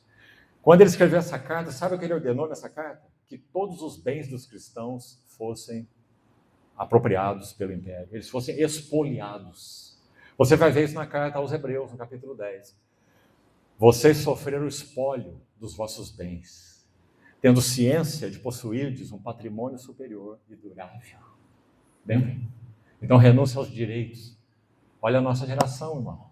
O que ela fala sobre renúncia aos direitos? Nada. Nós vivemos na geração dos direitos. Quanto mais eu for alimentado, mais guerra nós vamos ter. Porque cada um vai pisar sobre os seus próprios direitos. Mas Paulo diz, quando perseguidos, suportamos. E para terminar, olha o último. A última renúncia envolvida aí. Grave também. Ele vai dizer, quando caluniados, procuramos conciliação. O que ele está renunciando aqui? Honra. Olha isso então, vamos repetir. Renúncia da sua própria dignidade como homem, primeiro que vimos. renúncia dos seus direitos e renúncia da sua honra, porque ele está sendo caluniado. E o que ele faz? Ele busca o caluniador para procurar conciliação. Não é para se justificar. Procuramos conciliação, renúncia da honra. Irmãos, quantas vezes um olhar que nós possamos interpretar como sendo desajeitado, que foi dado na nossa direção, nós já nos sentimos ofendidos. Ou não é assim? Mas Paulo vai dizer, quando caluniados, procuramos conciliação. Isso só é possível se a cruz trabalhar em nós. Mas, meus irmãos, deixa eu citar o último verso para concluir aqui. Romanos 12, que é objeto do estudo do nosso querido irmão, iniciou pela manhã. Romanos 12. Sabe o que Paulo diz lá à frente desse capítulo? Se o teu inimigo tiver fome, dá-lhe de comer. Se ele tiver sede, dá-lhe de beber. Agora, ouça com cuidado, porque fazendo isso, você acumulará brasas vivas sobre a sua cabeça. Cabeça de quem? Do inimigo. Se fosse da pessoa que está falando, o termo teria que ser tua cabeça, porque é você que está tomando atitude. Né? Então ele diz, amontoe, dando de comer ao seu inimigo que tem fome, ao seu inimigo que tem sede, dando de beber, você vai amontoar brasas vivas sobre a sua cabeça, não é sobre a tua, de quem faz. O que Paulo quer dizer com isso? Ele está dizendo, é a única maneira de você fazê-lo corar de vergonha. Porque quando ele caluniou você, o que ele espera é retaliação. Quando ele pisou em você, o que ele espera, não podia esperar outra coisa, senão uma resposta coerente com esse fato de que você pisou nele. Mas se você pisa nele, se ele pisa em você e você lhe dá de comer, você não espera nunca. Se você pisa nele, se ele pisa em você e você dá a ele de beber, isso ele não espera nunca. Então você vai acumular brasas vivas sobre essa cabeça. Graças a Deus, irmãos, porque só a igreja, habitada pelo Espírito Santo, e que conhece o caminho da cruz, pode agir dessa maneira. O mundo não conhece essas coisas. Me lembro de uma ilustração que, inclusive, o nosso querido irmão Rodrigo foi quem usou, numa das vezes, compartilhando, que na época que a igreja nasceu, em Roma, havia um lugar que foi conhecido como Coluna do Leite, onde as crianças que eram rejeitadas pelos seus pais romanos poderiam simplesmente ser colocadas lá para morrer. Quem sabe se uma família queria ter um primeiro filho homem, mas nasceu mulher, então coloca essa bebezinha lá na coluna do leite, para que ela morra à míngua. Se o filho nasceu aleijado e a família não quer, coloque o filhinho aleijado lá na coluna do leite, para que ele morra à míngua. Talvez algumas dessas crianças fossem mortas, comidas por animais. E sabe o que aconteceu, irmão? Nessa época, primeiro século da história da igreja, os cristãos, nossos irmãos, por isso foi chamado coluna do leite, um nome bonito, né? Porque eles iam lá, onde os bebezinhos eram jogados, e traziam para suas casas, e os adotavam para cuidar deles. O testemunho da igreja, nesse aspecto, foi tão tremendo, que quando o primeiro século da história da igreja foi concluído, a história vai nos dizer que já metade dos cidadãos do Império Romano eram cristãos. Por quê? Por causa do testemunho retumbante, vigoroso da igreja. Meus irmãos, nós estamos mergulhados nesta geração. E essa geração também tem sua coluna do leite. E nós temos sido chamados para podermos revelar um maravilhoso testemunho daquele que nos tirou da coluna do leite e nos adotou como seus filhos amados. Esse é o privilégio nosso. de sermos as suas testemunhas no meio de uma geração pervertida e corrupta, no qual resplandeceis como luzeiros no mundo, preservando a palavra da vida, como Paulo vai dizer. Esse é o nosso maravilhoso encargo. Mas como que o Senhor vai alcançar isso dentro de nós? Pelo caminho da cruz, pelo trabalhar da cruz em nós. Do contrário, nós seremos mais um egocêntrico e humanista nesse mundo, mesmo professando o nome de Cristo. Esse mundo já está cheio de humanistas e libertários, porque esse mundo precisa do testemunho do nosso Senhor Jesus. Que o Senhor encontre isso em nós, meus amados irmãos. Pela manhã, se o Senhor permitir, completamos esse assunto da segunda epístola de Paulo aos Coríntios. Vamos orar. Obrigado, Senhor, pela tua maravilhosa graça, que realmente nos tirou desse lugar de desprezo e inanição. Obrigado porque o Senhor nos adotou como Deus e nos fez tuas testemunhas. Te pedimos, Senhor, que essa tua bendita mão não se afaste do trato sobre as nossas vidas. Quanto carecemos, Senhor, de sermos vasos moldados e conhecermos o real significado do caminho do serviço espiritual. Ajuda-nos, Senhor, a compreender o que temos compartilhado, não na nossa mente, mas no nosso espírito e nos nossos corações. Toma-nos pela mão, Senhor, e leva-nos a mais de Ti, e mais daquilo que está em Teu coração para nós nesses dias do fim. Assim oramos, agradecidos no Teu precioso nome. Amém.